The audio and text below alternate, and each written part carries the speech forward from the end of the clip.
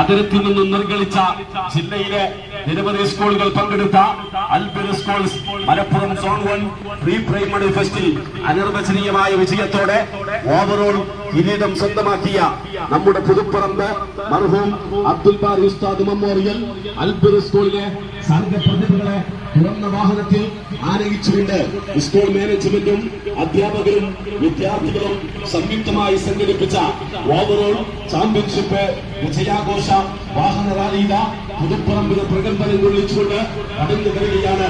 ആശീർവദിക്കുക, അനുമോദിക്കുക, അനുമോദനത്തിന്റെ 1000 നടപ്പിക്കുക പ്രിയപ്പെട്ടവരെ.